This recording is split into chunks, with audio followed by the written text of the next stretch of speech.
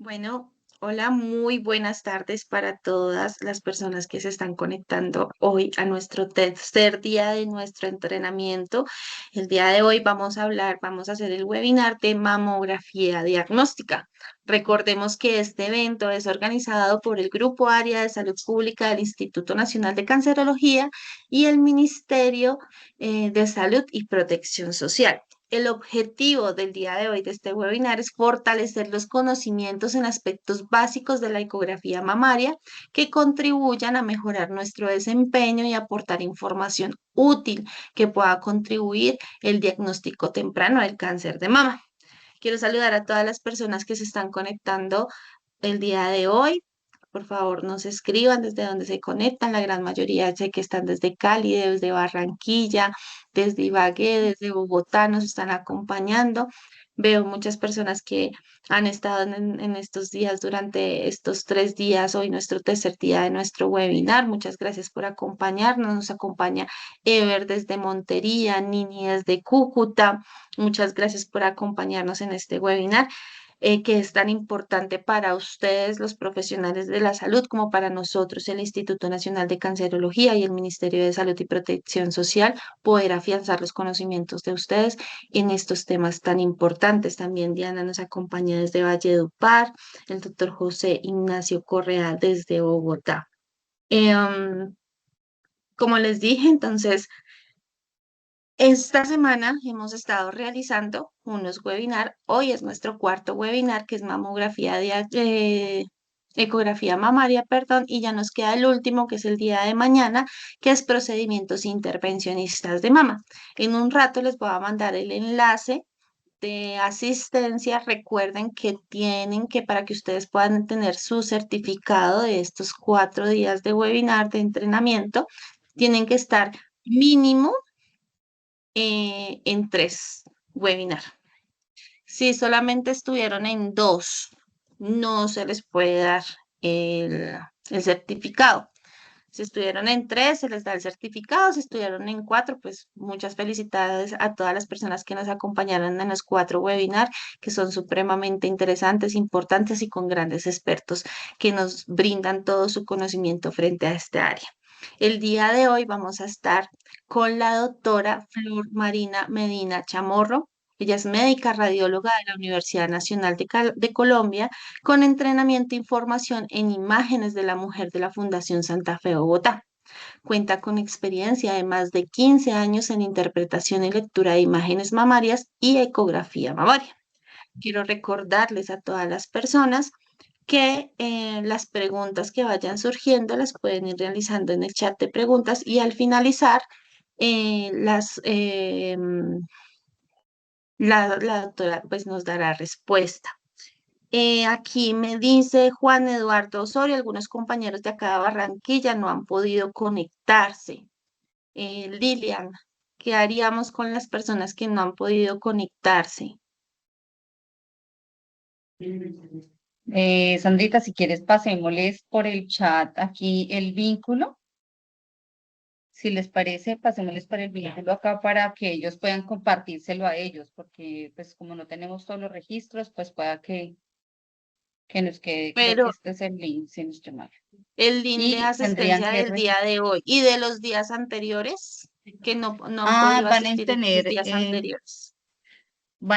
perdón, van a tener en el canal de YouTube del Instituto Nacional de Cancerología, van a poderlo ver de forma posterior, para que ustedes pues igual puedan conectarse y revisarlo ya bajo las grabaciones. Ujú. Exactamente, digamos las personas de Barranquilla, Cali especialmente, que son los que van a tener el curso de entrenamiento práctico. Si no pueden ver, no estuvieron en el primero y en el segundo día, se les va en día de ya el viernes, ya estarían los webinars montados en la página de YouTube, @incancerología, donde van a poder ver los webinars que se realizó el día 26 y el día de ayer 27, y pues este también del día de hoy. Pero pues obviamente también se valida el tema del certificado. El certificado es para todas las personas que estuvieron acá con nuestro webinar, y otro tema aparte también es la parte del taller práctico que se les va a realizar. Entonces, pues sin más preámbulos, quiero darle la bienvenida a la doctora Flor Marina Medina. Doctora, muy buenas tardes.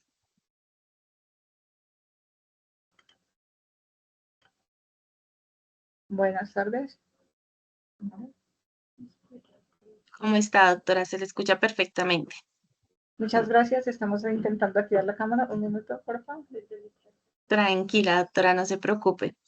Mientras tanto, No me aparece la cámara. Un segundo.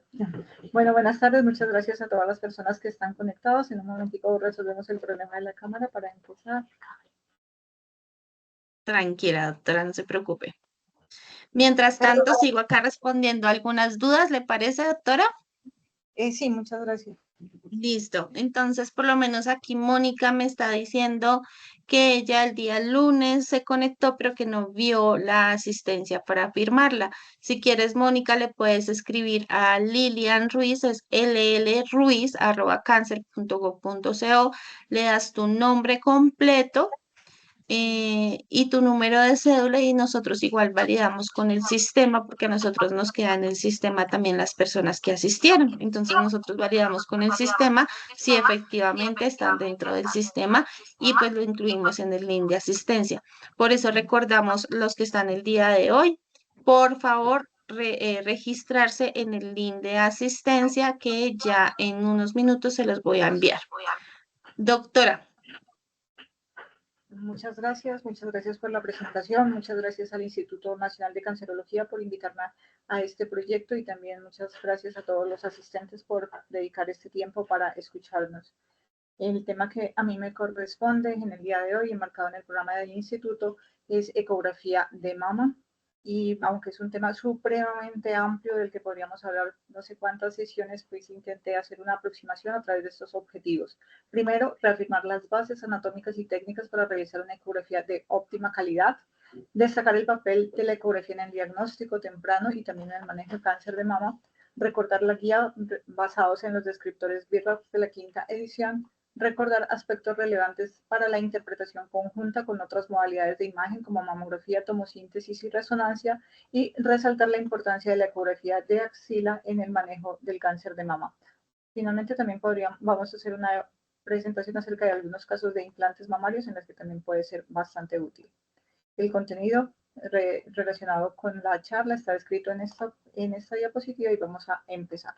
La primera, la justificación y por lo que nos reúne en este evento es la intención que tenemos entre todos, tanto los radiólogos y desde la parte institucional, de mejorar la posibilidad de hacer un diagnóstico de temprano y estamos todos conociendo que la posibilidad de detectar en este tipo de mamografías de pacientes con senos densos, heterogéneamente densos o clase C y D se disminuye significativamente, tanto por el efecto de la cantidad de tejido que nos ensombrece las lesiones y también por el efecto biológico que tiene la cantidad del tejido mamario. Sin embargo, la ecografía puede tener un papel importante en estos pacientes y en la práctica clínica tenemos muchísimas aplicaciones de la ecografía. La ecografía mamaria es una herramienta fundamental en el diagnóstico y manejo de la patología mamaria en todas las edades y condiciones de los pacientes. Es quizá la modalidad de imágenes más versátil para atender pacientes en todas las áreas. En el contexto oncológico, su principal objetivo es detectar en forma temprana lesiones sospechosas, pero sin embargo también debemos reconocer que esto puede generar una gran cantidad de hallazgos que llevan a biopsias, falsos positivos, efectos en la paciente y un gran impacto económico en el sistema de salud. Sin embargo, tampoco son deseables los falsos negativos, que son lo que más impacta también la vida de nuestros pacientes. Por lo tanto, creo que mejorar nuestro desempeño diariamente en la práctica y propiciar una adecuada comunicación con la paciente y el equipo de trabajo siempre deben ser nuestros objetivos. Una revisión breve de la anatomía y la embriología, porque ya se han referido en las presentaciones anteriores, solo para recordar que la glándula mamaria se considera una glándula epidérmica que se introduce en el mesénquima y que durante la gestación se produce migración de varios brotes y que también por el efecto hormonal se desaparecen los de la parte inferior y quedan los de la parte superior. Aquí para mostrar que la mamografía realmente se alcanzaría a evaluar la parte inferior y quedaría excluyendo la parte superior de la axila y por eso también la ecografía es una modalidad muy importante y que tenemos que aprender a la evaluación correcta de esta zona también. En esta diapositiva quiero recordar solamente, además de todo lo que hemos dicho, aparte de la anatomía y la unidad ducto-lobulillar, recordar que la porción distal del conducto hacia el pezón es el seno galactóforo, que se ve como una dilatación del conducto, que no debemos confundir con una ectasia ductal. También recordar que la anatomía e histología del complejo areola-pezón es diferente, es especial y tiene las glándulas de Montgomery, es una piel especial, puede ser un poquito más gruesa que el resto de la mama, y tenemos que aprender a evaluarla porque creo que es el sitio donde mayor dificultad tenemos y donde más errores pues personalmente hemos cometido. Lo más importante para realizar esta ecografía, que es completamente operador dependiente, es la técnica. Por tanto, voy a dedicarme en estos momentos a hablar especialmente de la técnica. Si bien esto es lo que está referido en las guías del BIRADS basados en el Colegio Americano de Radiología y está disponible para todos, recordar que siempre se tiene que realizar una ecografía con transductor lineal de alta frecuencia, es decir, ojalá multifrecuencia entre 10 y 18 o 20 megahercios, con la posibilidad de tener una frecuencia central en al menos 10 megahercios. Pues ya sabemos que si necesitamos más profundidad, pues tenemos que ayudarnos de otro transductor o de la frecuencia más baja.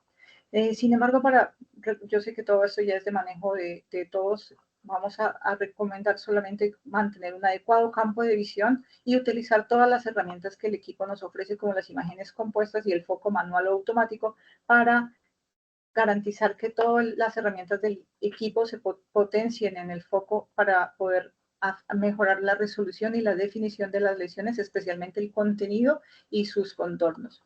Siempre utilizar las herramientas adicionales que traen todos los equipos, como el Doppler, la posibilidad de activar o desactivar el armónico, el campo extendido, si se dispone de un transductor matricial, la elastografía, que ya viene como un nuevo apartado, ya está como un nuevo apartado para evaluar la dureza de las lesiones y nos sirve como herramienta adicional a los demás criterios y los demás aportes que tienen los diferentes fabricantes acerca de reconocimiento de calcificaciones, programas de inteligencia artificial, y un paréntesis para describirlo de la ecografía automatizada, que si bien yo no tengo experiencia, sí nos tiene que alertar, porque si nosotros no mejoramos nuestra calidad, es probable que tengamos un poco de desplazamiento en nuestro trabajo, porque precisamente ya hay muchos fabricantes que están produciendo equipos para hacer ecografía automatizada, y como en este caso, por ejemplo, en este caso de una paciente con 64 años, en su tamizaje se les detectó un nódulo oscurecido y 2 asimetrías. En la ecografía automatizada detectaron las lesiones y luego se caracterizaron, y uno de ellos era un carcinoma. Tenemos que lograr mejorar nuestra técnica para poder seguir teniendo nuestro espacio, ya que el equipo automatizado está en muchos espacios ocupando las actividades que nosotros también hacemos, y además hay bastante demanda de ecografía de mama. Nuevamente, recordar que la técnica, y no se nos puede olvidar la evaluación radial y antirradial, nuevamente esforzarnos un poco más técnicamente por mejorar la resolución del complejo areola-pezón si necesitamos cambiar de posición, y recordar que si la paciente, que también tenemos que conocer los antecedentes y condiciones de las pacientes, identificar anormalidades visibles o palpables y la presencia de cuerpos extraños o el antecedente de lipoinyección. Con mejorar la frecuencia del transductor, mejora mucho la resolución. Sin embargo, no es el único factor a tener en cuenta. Por ejemplo, la compresión puede hacer que perdamos información acerca de características de las lesiones, como en este caso en la izquierda, que con una presión exagerada se perdió la señal del Doppler al interior de la lesión y era un carcinoma infiltrante. Aquí para mostrarles cómo el foco adecuado y las imágenes compuestas, que son una propiedades del equipo, que las traen en todos los equipos, pueden hacernos identificar las características, especialmente el contenido y, como dije, los márgenes, porque todos los esfuerzos del equipo se enfocan en la zona que queremos realzar. El enfoque puede ser automático o puede ser manual, y se recomienda no más de 3 focos para no sacrificar la frecuencia y la calidad o la velocidad a la que estamos haciendo el examen.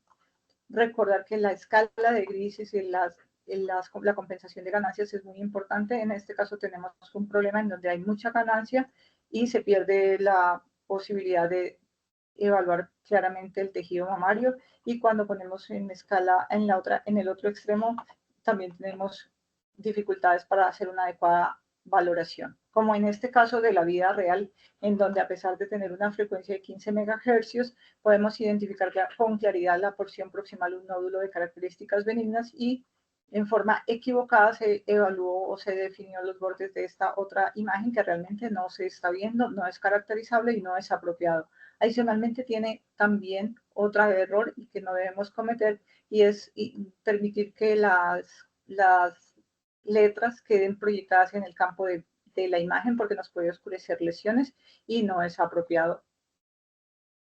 Finalmente, esto debió haber mejorado disminuyendo la frecuencia para poder mejorar la caracterización de la lesión que estaba profunda, que en este caso era una colección postquirúrgica de una paciente con antecedente de retiro de implantes mamarios. Otro caso de la vida real, en donde no estaba adecuadamente organizado el preset para las ganancias y perdimos la información de la diferenciación del tejido graso con el tejido glandular. Cuando hicimos los ajustes del preset, podemos diferenciar la grasa del tejido glandular e incluso saber caracterizar que lo que se veía dentro de esta imagen en el ducto correspondía a un conducto normal. Para mejorar la evaluación del complejo areola-pezón, disminuir la presión de la mano y la presión del transductor, así como utilizar una cantidad de gel que nos permita evitar la sombra oscura, es probablemente una buena práctica y deberíamos siempre intentarlo para mejorar. En mi opinión, esta sigue siendo la zona que hoy con más dificultad o con más frecuencia podemos perder información. En cuanto a la técnica, básicamente, pues recordar cómo se miden, siempre correlacionar con las demás modalidades de imágenes y con la clínica. Y aunque tenemos una parte adicional para hablar del reporte, recordar aquí en este momento que tiene que ser corto, claro, conciso. Y si hay hallazgos para seguimiento o para biopsia, se debe especificar la localización y la descripción separada por cada mama. Y que la categoría VIRADS que se identifique tiene que también ir acompañada en la conclusión con las recomendaciones precisas. Técnica radial antirradial y refiriendo las lesiones en sentido horario con la distancia al pezón y no con el borde areolar, porque el borde areolar es muy variable, mientras pues que el pezón es un reparo anatómico más confiable. Las medidas adecuadas se deben hacer en el eje mayor de la lesión, que generalmente es un poquito oblicuo, y no con respecto al rectángulo en donde tenemos el transductor, como vemos en estas dos imágenes. Esta es la forma adecuada y esta es inadecuada.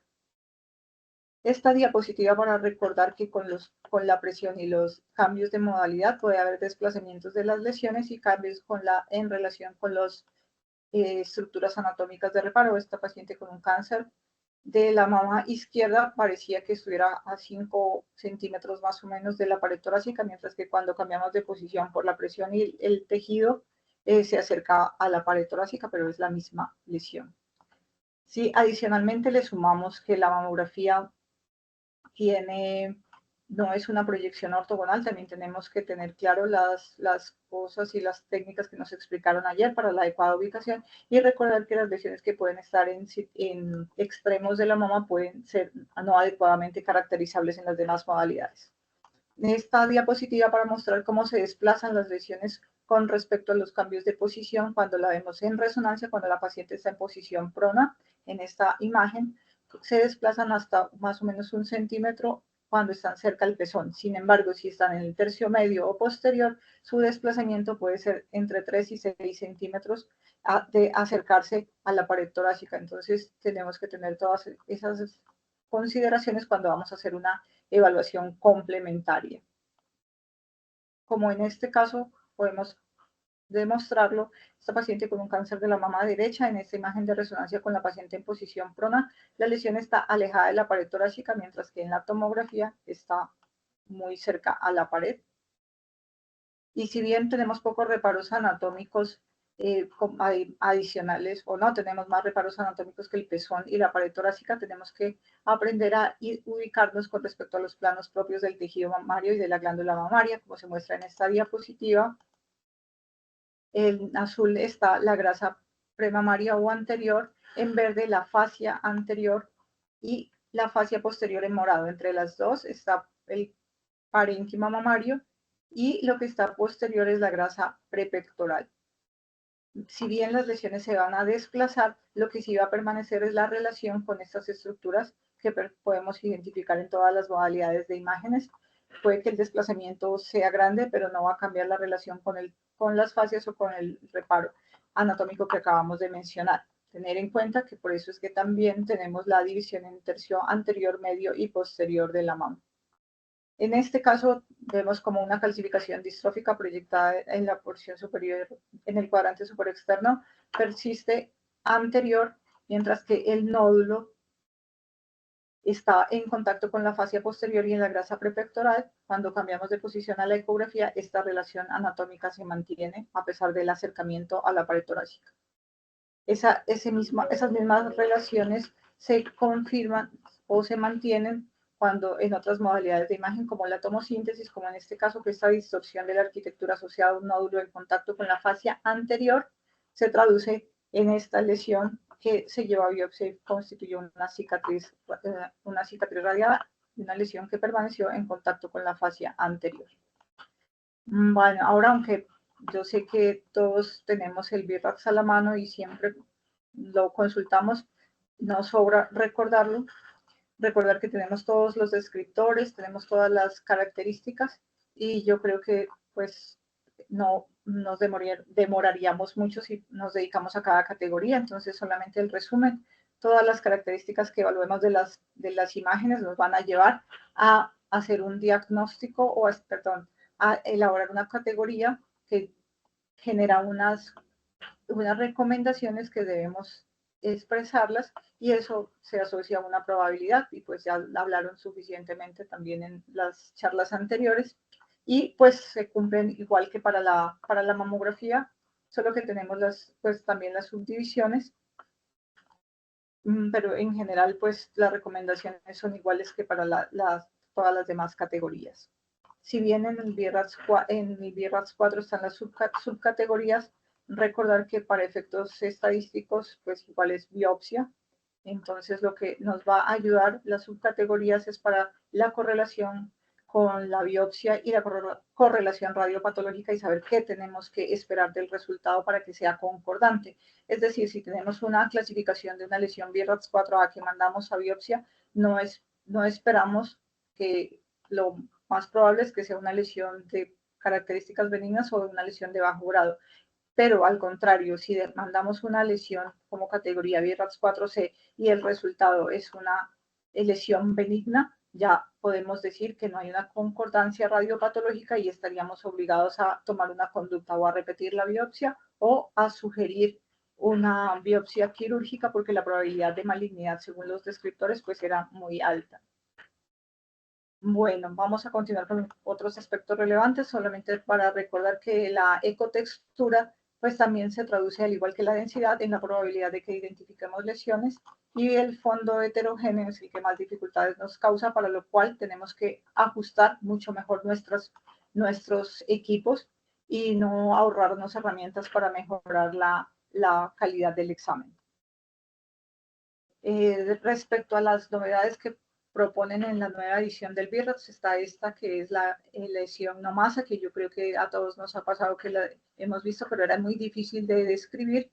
Ahora la van a incluir en la nueva edición del BIRATS porque también pues han visto que puede ser un hallazgo, que es un hallazgo muy importante, especialmente cuando se asocia a otros cambios en el tejido adyacente, como el aumento de la ecogenicidad del tejido mamario o a calcificaciones que puede representar casos de carcinoma ductal in situ. Y también está la contraparte benigna, como en este caso un proceso inflamatorio de mastitis granulomatosa, donde vemos pequeños espacios hipoecoicos que alternan con otras zonas ecogénicas. También está propuesto para la sexta edición el anillo ecogénico y si bien todavía no está publicado ni decidido, yo creo que ahora también es para todos conocido que siempre las lesiones que podemos reconocer con las herramientas que tenemos en los equipos, el efecto que causa la lesión, sea benigna o sea sospechosa, y si es agresiva, probablemente te podemos encontrar estos efectos, que es una banda ecogénica alrededor de la lesión, que si es gruesa, heterogénea, tiene una muy buena correlación y un alto valor predictivo positivo para malignidad. Sin embargo, también hay que recordar que algunas lesiones pues no siempre pueden generar esto y tampoco su ausencia nos va a excluir la malignidad. La contraparte de este halo ecogénico la podemos ver en lesiones como tipo necrosis grasa, en donde hay que recordar que si esta lesión se ve por ecografía, debería también ser evidente en la mamografía como una imagen radiolúcida. La contraparte benigna pues está en un halo, una pseudocápsula que ya no es un halo, sino solamente una línea delgada, uniformemente delgada, pero siempre asociada a un nódulo con criterios de benignidad. La necrosis grasa, que yo creo que para todos sigue siendo un dolor de cabeza, y más ahora con tantas cirugías de explantación, tenemos que aprender a reconocerlas, cuadrar los parámetros técnicos y siempre, idealmente, tener una concordancia con mamografía, en donde podemos ver unos hallazgos que nos confirmen, como que sean lesiones radiolúcidas o que tengan calcificaciones de tipo benigno.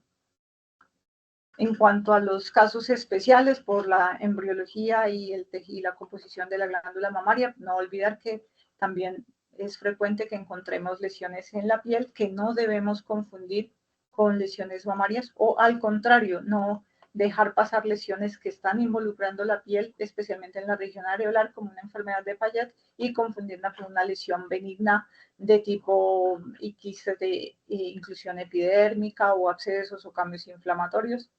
Es muy importante. En cuanto a las calcificaciones, también ya las podemos ver por ecografía, sin embargo, pues aún sigue siendo preferible y por toda la caracterización por mamografía, y pues tampoco me voy a detener en eso. Los hallazgos asociados que están claramente descritos en el BIRATS, voy a referirme de nuevo a la elastografía, porque todos los equipos la traen, y recordar solamente que no la debemos emplear en pacientes con implantes mamarios y que siempre nos tenemos que adherir a los controles de calidad que nos sugiere el fabricante, y que si bien no nos va a definir si una lesión es benigna o maligna, nos puede orientar en algunos casos a hacer algunas conductas. Por ejemplo, en este caso de una paciente menor a 40 años con un cáncer, con una recidiva tumoral en la que tenía 2 lesiones adyacentes a la reconstrucción, claramente de morfología sospechosa, hipoecóicas irregulares con halo ecogénico. Esta lesión más pequeña tenía una relación de dureza con respecto al parénquima adyacente de 2.9, mientras que la más grande tenía una relación apenas de 0.6. Por tanto, se tomó la decisión de tomar la biopsia de la lesión más pequeña. También se ha visto una buena correlación de la elastografía con el tamaño tumoral, porque también tiene la capacidad, aunque no es evidente en este caso, también tiene la capacidad de detectar el halo o el borde ecogénico, que también viene en los nuevos descriptores probablemente, y se ha visto mejor correlación con el tamaño tumoral. Creo que no nos vamos a detener en las características de los quistes simples, solamente recordar que para que una lesión sea típicamente benigna, pues tiene que cumplir con todos los requisitos y pues que no tiene implicaciones clínicas. Recordar que no debemos escatimar esfuerzos en comprobar que realmente se trate de un quiste complicado, como con el Doppler, con los cambios de posición, y claramente que sean ecos de bajo nivel y que la pared sea imperceptible. Ya la cosa se complica cuando dentro de los quistes encontramos nódulos murales o que tengan vascularización en su interior. Los quistes agrupados, que a veces también tenemos dificultades para caracterizarlos, recordar que tienen que ser septos delgados, quistes pequeños y sin efecto en el tejido adyacente. Idealmente con septos finos y menores de 2 a 3 menores a 2 milímetros.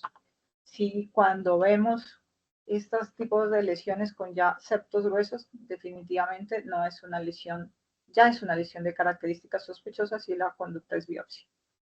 Nuevamente, recordar los criterios de benignidad, si son lesiones ovaladas, circunscritas, bien definidas, menores de 3 lobulaciones, o si son iso o hipoecóicas o con mínimo refuerzo posterior. Sin embargo, esto es posible encontrarlo, pero lo más frecuente es que no se hayan leído todos los descriptores y tengamos a veces casos más difíciles y no sea tan clara la posibilidad de decir si es una lesión benigna o no.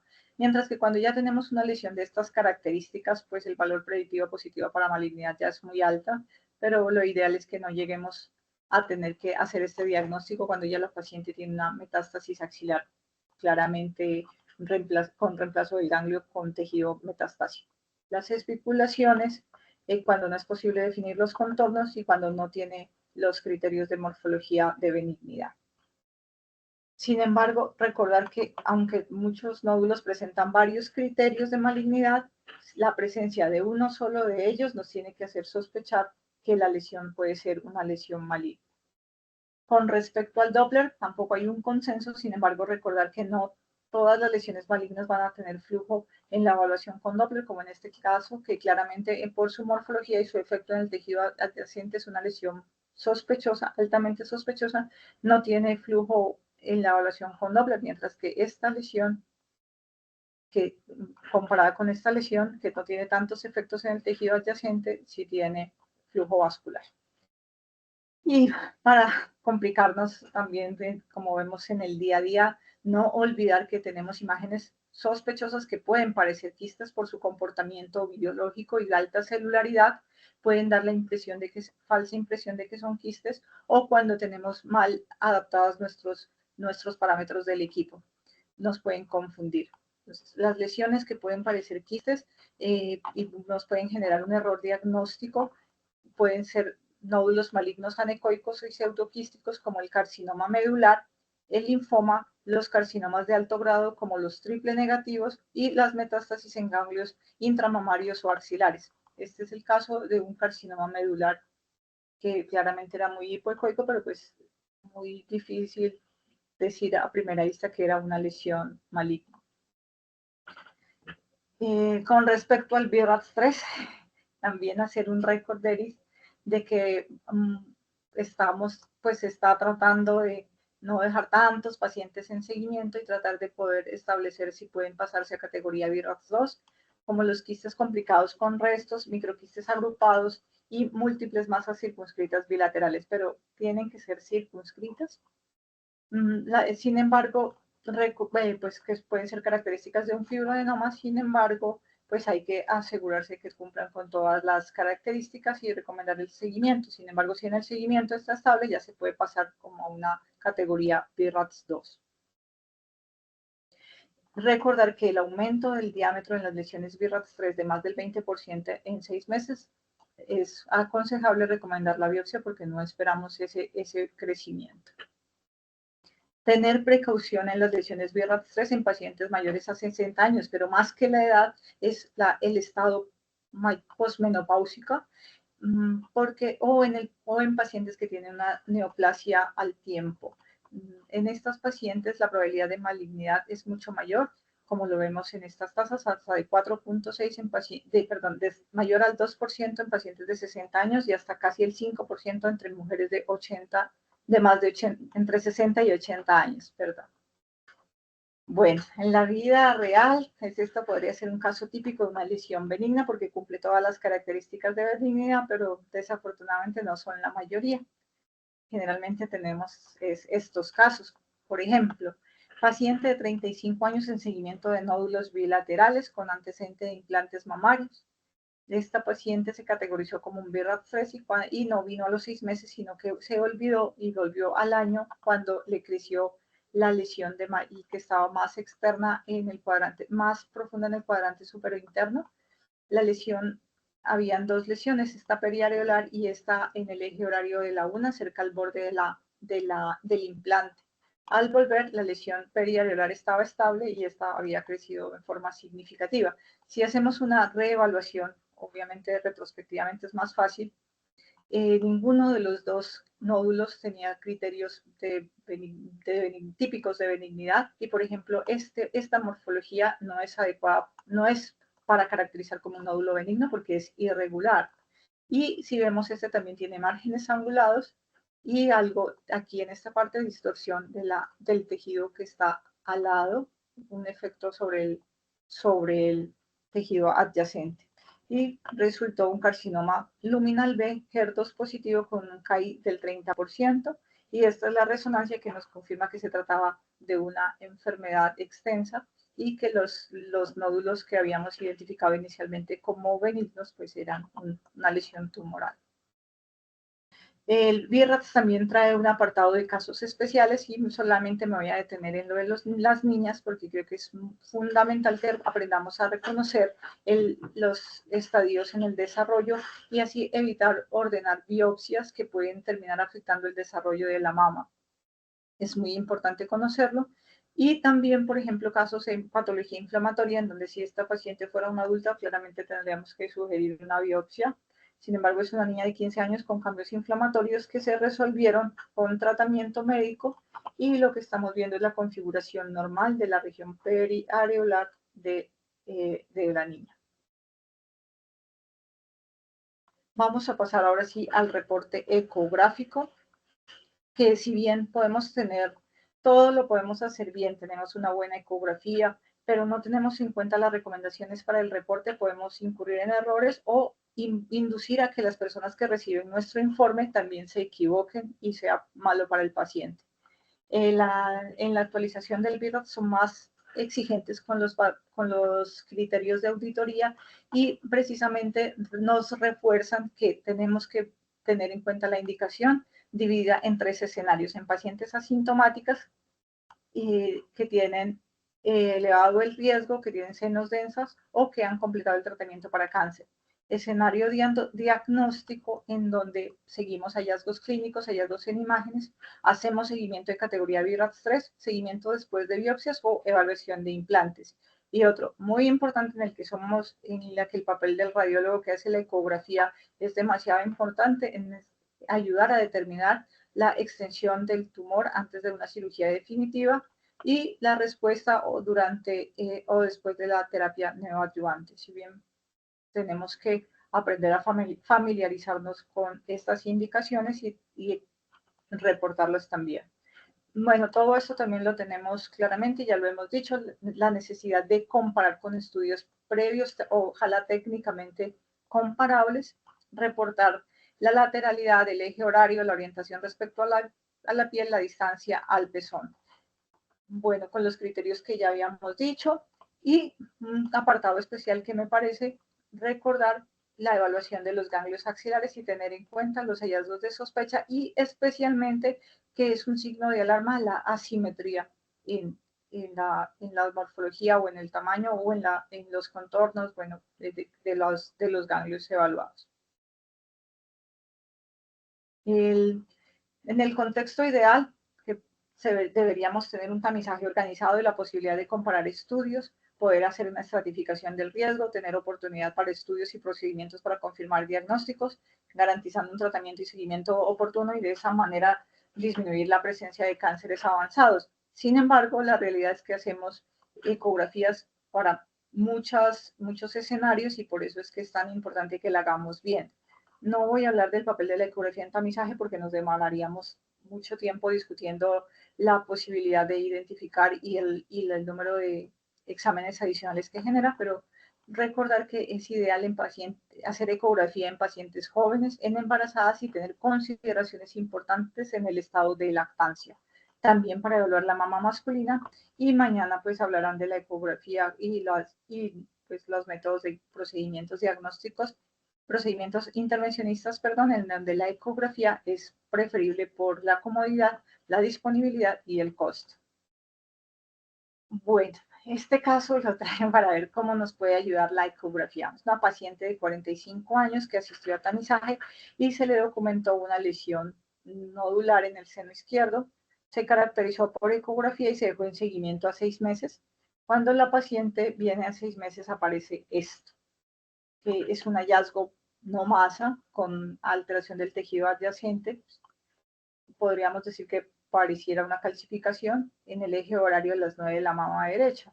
Le tomamos una mamografía y pues retrospectivamente podríamos decir que sí hay una irregularidad en el aspecto posterior, pero realmente no es claramente, no es visible. Si no hubiéramos hecho la ecografía, no nos hubiéramos dado cuenta de una lesión muy extensa, como lo voy a mostrar ahorita en la resonancia, y se trata de un carcinoma lobulillar infiltrante, que como lo explicaron ayer, por sus características puede tener este comportamiento de no formar masas ni causar tanta deformidad del tejido mamario.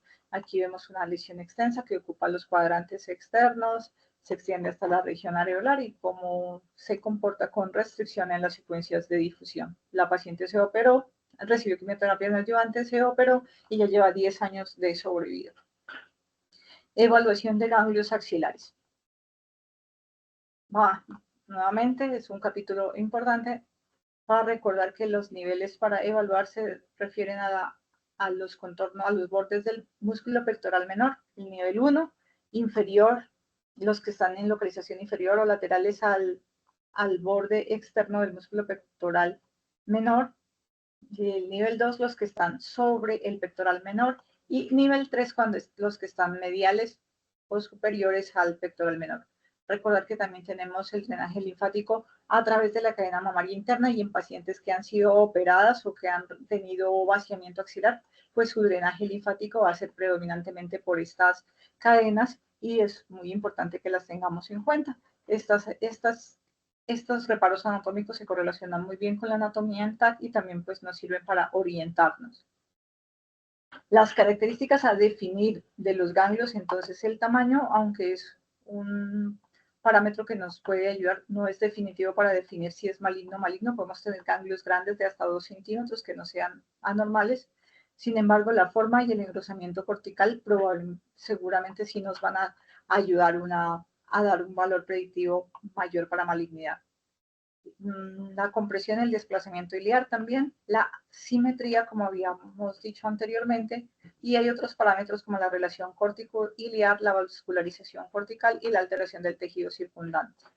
Aquí traigo para recordar el artículo clásico en donde nos describen los valores predictivos positivos de cada uno de los hallazgos, siendo los que más alto valor predictivo para malignidad tienen el engrosamiento de más de 3 milímetros, que puede ser de varios focos o un poco más excéntrico, que es pues los que nos deben orientar hacia una sospecha de compromiso neoplásico, y pues el que ya conocemos, que ya es un estado demasiado avanzado, pues ya de una infiltración completa del ganglio con pérdida de ilirio. Sin embargo, también tiene un valor predictivo positivo que tiene un rango amplio. Pues a todos nos consta que a veces hemos encontrado ganglios muy grandes o con una cortical muy grande y no necesariamente son metastásicos, pero estos de valor predictivo mayor son los que también tenemos que tener en cuenta. El flujo periférico cortical también es un hallazgo de sospecha moderada, y el efecto que causa en el tejido adyacente, como un halo ecogénico también, particularmente puede ser identificable en ecografía y en resonancia magnética. Caso de la vida real también, paciente de 68 años que en el tamizaje se hizo una mamografía, tenía el antecedente de una mamoplastia de reducción y explantación de implantes hace 10 años. Se comparó con la mamografía del 2020 y se nota claramente que apareció esta lesión, una masa especulada completamente sospechosa. Se llevó a ecografía pues a ecografía para caracterizar y biopsia, donde se documentó una lesión claramente maligna. Y en la evaluación de la axila, aunque el clínico describió una anormalidad palpable en la axila y pidió biopsia, pues se caracterizó como una lesión, como no necesaria la biopsia de la axila, porque el ganglio palpable era de un espesor y una morfología normal. Bueno, ese es un exagerado acercamiento, creo, pero bueno, la idea es que mostrar que al lado y posterior a la imagen estaba mejorando los parámetros técnicos y ampliando un poco la exploración. Estaba otro ganglio que tenía un engrosamiento cortical excéntrico al lado de un ganglio de características normales, un espesor cortical excéntrico de 4 milímetros que se llevó a biopsia, y fue un carcinoma metastásico de origen mamario ductal con morfología papilar moderadamente diferenciada. Esta diapositiva para recordar que la mamografía nos puede orientar, pero no nos hace una evaluación completa de los ganglios axilares, y que algunos ganglios del nivel 1 pueden quedar por fuera. Recordar que todas, excepto este ganglio, todas las demás son características sospechosas y que pues que habría que biopsiar. Dos cosas acerca de los implantes mamarios. No vamos a discutir si hay más cáncer, pero lo que sí sabemos es que sí nos ayuda a ubicar, a caracterizar y a identificar lesiones que pues son clínicamente significativas, como en este caso, una paciente menor a 40 años que acudió a control por los implantes y se documentó esta lesión de 6 por 7 milímetros en el cuadrante superinterno de la mama izquierda. Se pudo documentar en un estado temprano, si la lesión no era evidente en mamografía. En otro caso, una paciente de 45 años con alto riesgo por antecedente familiar y mutación genética, acudió con un reporte de resonancia que tenía realce de la región retroareolar de la mama derecha y el cuadrante superinterno y un realce focal de la región retroareolar izquierda. Se le hizo la mamografía porque era un realce no masa, se le hizo la mamografía en búsqueda de hallazgos adicionales para orientar la biopsia y se documentaron estas calcificaciones típicamente sospechosas que en la biopsia por vacío fueron un carcinoma in situ extenso. Sin embargo, en esta ampliación de la región areolar de la mama izquierda no identificamos ninguna lesión ni calcificaciones sospechosas. En la evaluación ecográfica dirigida o de segunda mirada se identificó y se pudo caracterizar esta lesión que en la biopsia y en la cirugía resultaron un carcinoma infiltrante en una paciente de alto riesgo, un carcinoma bilateral. Bueno, no sé cómo vamos de tiempo. Vale. Algunos casos que pues han sido ejemplo y oportunidades de aprendizaje. Recordarle a los clínicos que en casos como este, donde la paciente ha tenido muchos cuerpos extraños, ni la mamografía ni la ecografía nos van a dar información acerca de lesiones sospechosas y probablemente desde la entrada tendríamos que sugerir otras posibilidades y ser claro con la paciente que incluso con resonancia está muy difícil hacer el diagnóstico temprano de una lesión y desafortunadamente son casos que recibimos aún. Creo que también sería importante. Bueno, este otro caso, para recordar que las características de la lesión deben prevalecer siempre para decidir hacer una biopsia y la concordancia con el reporte histológico, especialmente en pacientes, pues en todas los pacientes realmente. Se trata de una paciente de 40 años con una mamografía diagnóstica para evaluar una masa palpable en la mama izquierda. Se encontró esta lesión, pues una lesión sospechosa, de predominio sólida, con componente quístico, se le recomendó biopsia, pero la paciente se negó a hacérsela porque tenía una biopsia reciente de enero del mismo año de la mamografía que reportó cambios fibroquísticos e hiperplasia ductal. La señora no acudió a la biopsia, no acudió al control y cuando regresó al año, porque le creció la masa, le insistimos, pues tuvo que hacer una nueva biopsia y el reporte de patología es un tumor filodes. Realmente si se biopsia a esta paciente por su edad, lo más probable es que tengamos un reporte que diga cambios fibroquísticos o muchas patologías, pero definitivamente no era concordante con este tipo de hallazgo. Y pues también intentar convencer a las pacientes, pero bueno, a veces tampoco es fácil. Casos en los que nos podemos equivocar cuando nos dedicamos solo a buscar la lesión clínica o por la que consulta la paciente, como en este caso una paciente de 45 años con induración del pezón, en donde claramente vemos una lesión sospechosa y pues nos gastamos todo el esfuerzo en buscar la lesión areolar. Sin embargo, tenía esta otra, una extensión que resultó otro foco de carcinoma adicional a la lesión areolar y fue un carcinoma ductal in situ con compromiso micropapilar y con compromiso del pezón y el cuadrante ínfero interno. Otra vez, otro caso en el que el reporte de la ecografía es muy importante y puede ayudar a la detección temprana. En este caso, en el estudio de referencia, la paciente, el doctor que realizó el examen, muy juicioso, reportó todo y orientó muy bien el diagnóstico con la identificación de esta lesión. Encontró que, de acuerdo al estudio mamográfico, identificó una lesión que comprometía aproximadamente 6 por 3 milímetros y sugirió una biopsia por estereotaxia, la cual reportó un carcinoma in situ. Y miren el tamaño de la lesión, gracias a que se pudo pues, hacer un diagnóstico a tiempo. un carcinoma ductal in situ de tipo comedo grado nuclear 2/3. Otro problema que nos puede pasar también es el sesgo de satisfacción de búsqueda, que es muy frecuente, o por lo menos yo creo que es frecuente cuando tenemos senos densos y pacientes con muchos nódulos. Esta paciente, una mamografía diagnóstica por una masa palpable en mama derecha, claramente vemos que pues hay una masa, pero se asocia a una distorsión de la arquitectura y un ganglio anormal.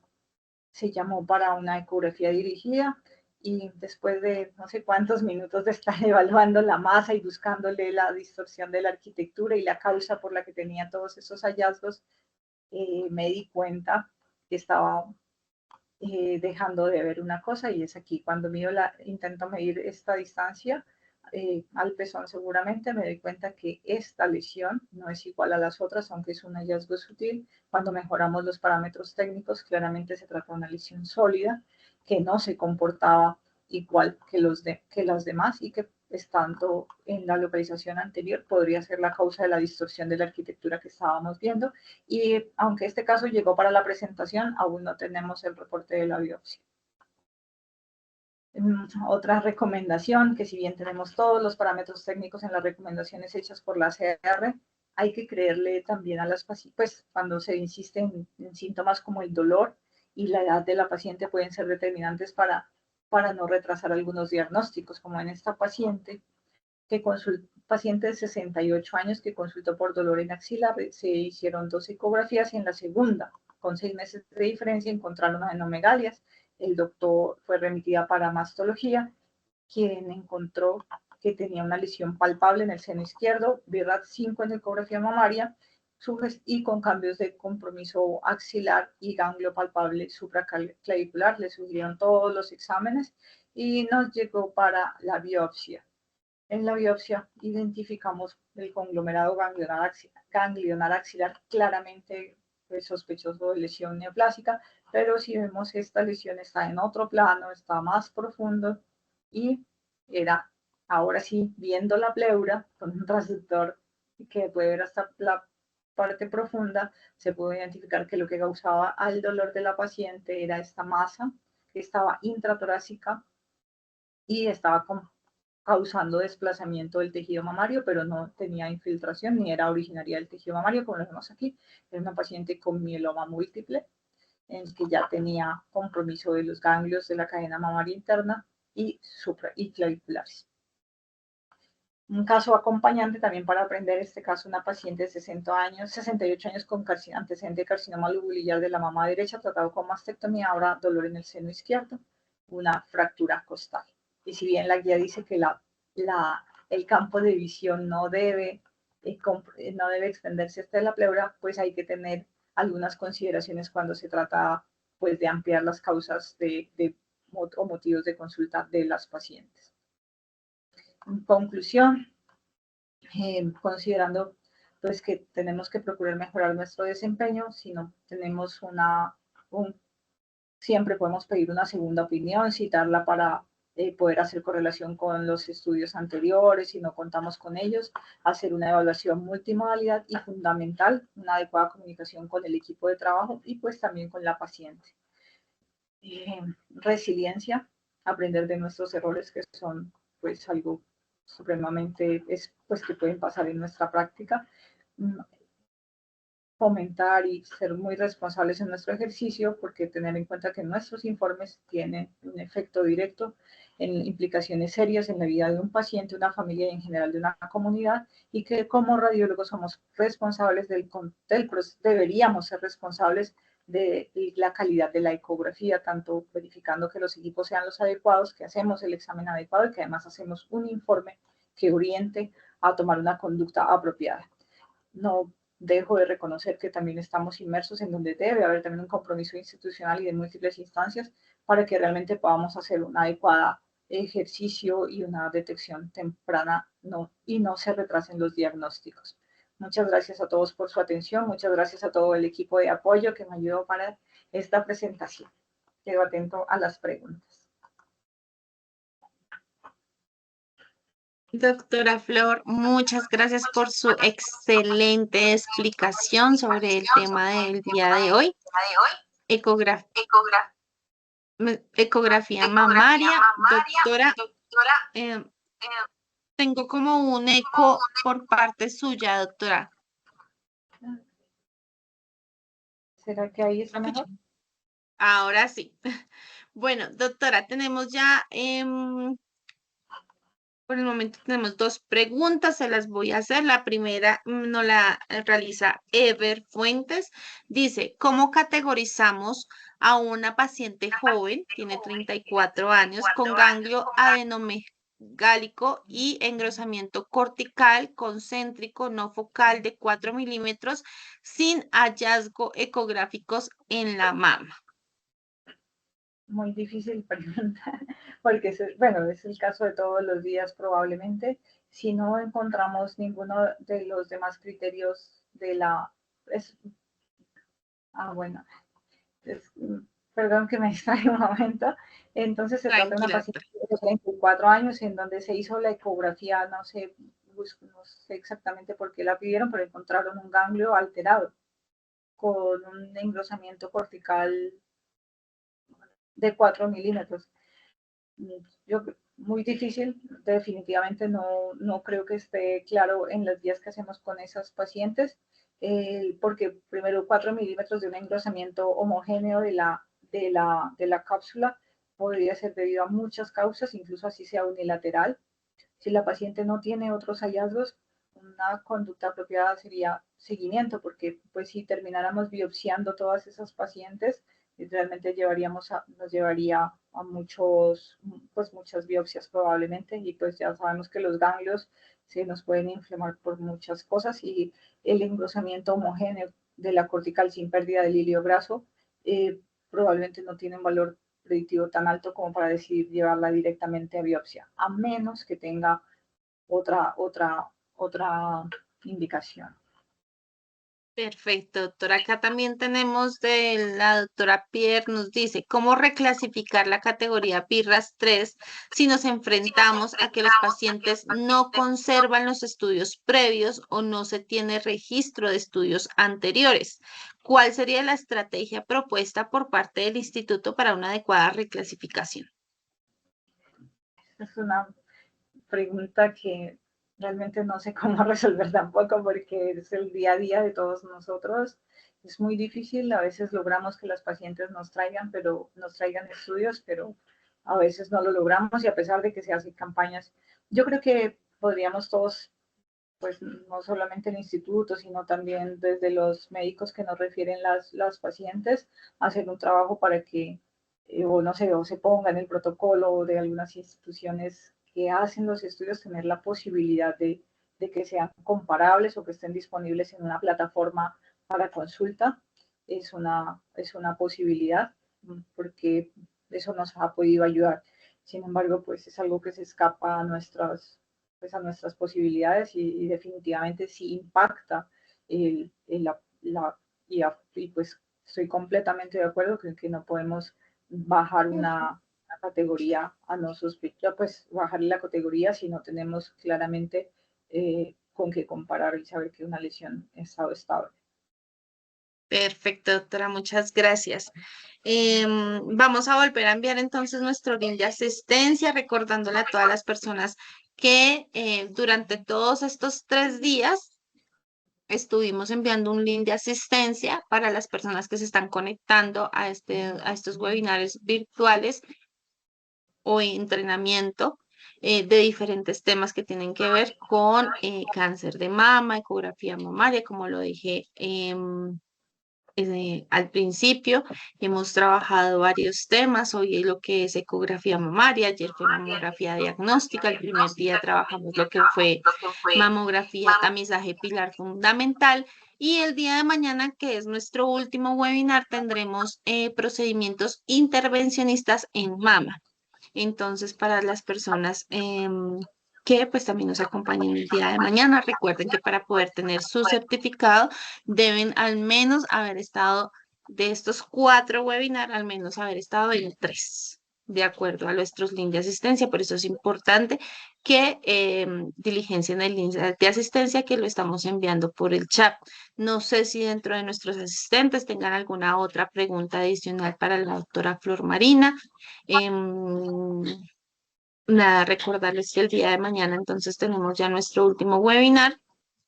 Las personas que nos han estado escribiendo y nos han dicho que no, yo me conecté el lunes, pero no diligencié el enlace, entonces por favor escribirle a Lilian Ruiz al correo llruiz@cancer.gov.co indicándonos qué día fue que se conectó, nombre completo, número de cédula y nosotros lo validamos en el sistema para verificar que efectivamente, pues si estuvo conectado, entonces nosotros lo inscribimos en el link de asistencia para poderles entregar su certificado. Doctora, no sé si tiene algo más que decir eh, para todos nuestros asistentes. Muchas gracias por su atención. No más. Bravo. Perfecto, doctora. Muchas gracias. Creo que damos entonces por terminado nuestro webinar del día de hoy, ecografía mamaria. Agradecemos a todos nuestros asistentes. Debo decir que durante todos estos días hemos tenido nuestros asistentes muy juiciosos de principio a fin. Hemos tenido casi el mismo nivel de asistencia que me parece importante agradecer a todas las personas que se han interesado, una muy, muy buena asistencia en estos webinars. Hemos tenido más de 100 personas conectadas. Entonces, muchas gracias a todas las personas que nos han estado acompañando en este webinar, en estos webinars y que pues es importante tanto para el Instituto Nacional de Cancerología, el Ministerio de Salud y Protección Social con nuestro trabajo del plan de choque, poder brindarles a todos ustedes, en este caso a todos los médicos radiólogos, técnicas, conocimientos para que ustedes puedan trabajarlo en sus diferentes territorios, en las diferentes IPS donde están trabajando. La idea es seguir trabajando todos por el control integral del cáncer. No nos olviden seguir en nuestras redes sociales para que puedan enterarse de los diferentes eventos académicos que realiza el Instituto Nacional de Cancerología. Para la otra semana tendremos también un webinar, pero ya es webinar general de prevención y detección temprana por si les interesa. Pueden seguirnos en nuestras redes sociales para que puedan tener toda la información de este webinar. Agradecemos a todos. Línea, no sé si tienes algo adicional que de pronto tengamos que decirle a todos nuestros asistentes o si no para despedirnos. Agradecerles a todos su asistencia y la confirmación de que las grabaciones quedan en la página del canal de YouTube del Instituto a partir idealmente del viernes. Téngannos un poquito de paciencia mientras la cargamos, pero van a poder acceder de forma posterior a las grabaciones. Las personas, digamos que les quiero contar, ya tenemos cupos llenos en las instituciones, en los dos talleres. Ya quienes un poco ya tienen respuesta y los que no tengan un poquito de paciencia, que todos los correos los vamos a responder oportunamente. Muchísimas gracias a todos y el instituto les seguirá informando todas las actividades que vayan en adelante también para todo este grupo de profesionales, radiólogos, tecnólogos, médicos generales, enfermeras y demás equipo que trabaje todo en detección del cáncer de mama. Muchas gracias. Perfecto. Muchas gracias, doctora Flor, Lilian, muchas gracias y muchas gracias a todos nuestros asistentes por acompañarnos en este tercer día de nuestros webinares. Agradecemos a todos y pues nos vemos el día de mañana en nuestro último webinar. Muchas gracias y una feliz noche. Gracias. Ya, muy bien.